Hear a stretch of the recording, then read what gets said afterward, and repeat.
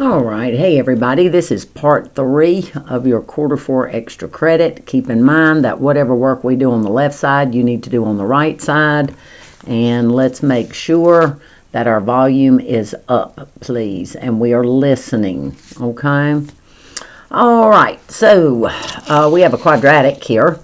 And if we take a look, it says which statement is true, and it says as x gets bigger, y gets bigger. Well, as soon as I see that, I realize that what they're talking about is end behavior.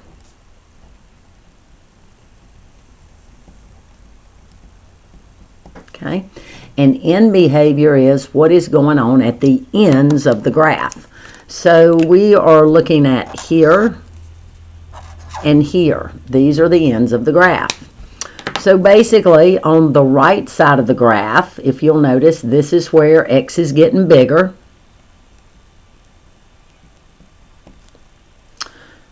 What is going on with the curve? Well, the curve is going up, so y is getting bigger. And then on the left side of the graph, if you look at your x values as you move this way, x is getting smaller, and as x gets smaller, your graph is going up, y gets bigger.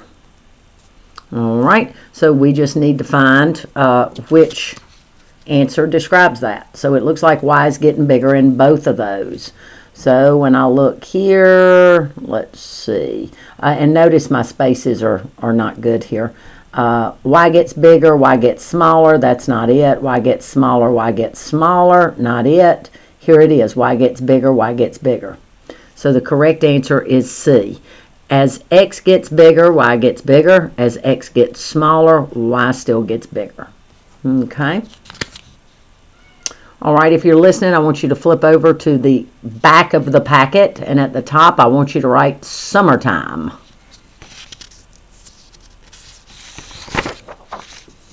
All right. Problem number 2. By the way, I'm doing the left side. You're supposed to do the right side. Which statement is true about this function? The output value of the function is 1 when the input value is 3. Well, first of all, what are we talking about when we're talking about output and input? So let's write that down. Input is your x values. That's what goes in. And by the way, the other word for that would be your domain values. All of these are the same. They go into the function. They are your independent variables. Okay? Your output is what comes out of the function. It is your y. And it is also called the range, by the way. So output is the y, input is what you put in, that's the x. So now it's just a matter of seeing which one of these is correct. It says the output value is 1 when the input value is 3. Well, they're saying x is 3. So let's plug that in.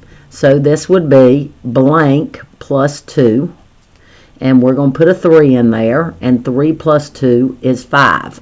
So the input is 3. The output is 5. So that is incorrect. Okay?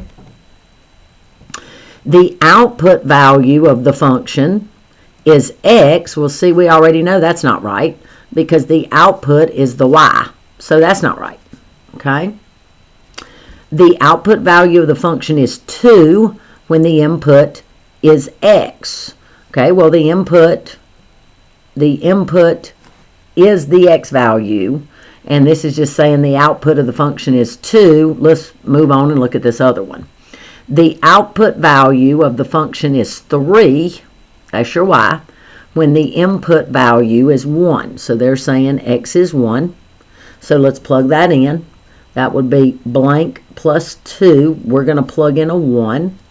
And 1 plus 2 is 3. And this says the output is 3. So D is the correct answer. Okay. All right, if you're listening, I want you to flip over on the very back of this packet, and under summertime, I want you to draw me a smiley face. Okay. All right. question number 3. The ordered pairs represent a function below. What is the range? Well, we need to know that the range is the y values. So in an ordered pair, the first coordinate is the x, the second one is the y. So we have a 4, a -2, 1s, another -2, and a 4. And just know that when you are listing values, you do not have to duplicate them. So we've got a 4, a 1, a -2. Okay? Let's see. A 4, a 1, and a -2. B is the correct answer. Okay? All right.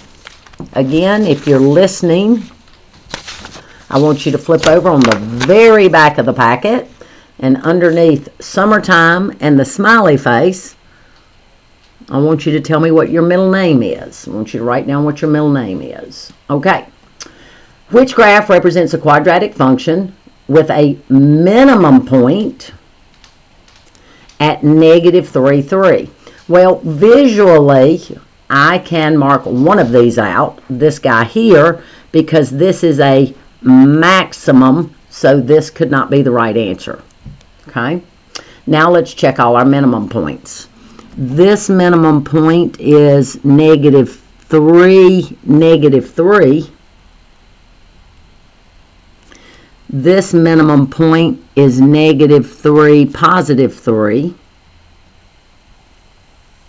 And this minimum point is +3, 3. So I am looking for -3, 3. So C is the correct answer. All right. And last one. Okay. What is the solution to the inequality below? So this is kind of like a two-step inequality. So the first thing that I'm going to do is I'm going to subtract 2 on both sides of the inequality. I'm going to bring down my 1/4 x. I'm going to bring down my inequality symbol. 10 minus 2 is 8. All right. This is a -1/4. Basically, the negative could be on this as well. So what I'm going to do to get rid of the -4 is I'm going to multiply both sides of the equation by -4. I'll multiply it there. I guess I should have done this. And I'm going to multiply it over here. Okay? Because what happens is, if I have a -4 on top and a -4 on the bottom, they're going to cancel out. Negative times negative is positive. Okay? So that leaves me with a 1x. Now, the reason for this problem is to remind you that when I multiply both sides by a negative number, something happens. It's called the golden rule. What does the golden rule say? If I multiply or divide both sides by a negative, the inequality symbol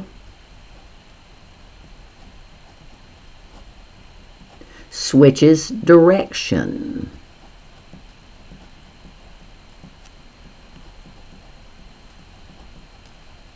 Okay. So instead of being greater than, it is now less than or equal to. Why? Because I multiplied both sides by a negative number. Okay, so inequality sign switch direction. 8 times -4 is -32. So this is my answer. X is less than or equal to -32. The correct answer is C. And last but not least, if you're listening, right next to the T5 at the top of this page, I want you to tell me what you're going to do this summer. Are you going to the beach, going to the mountains, going water skiing, going on the lake? I want you to write what you're doing this summer. Have a good day.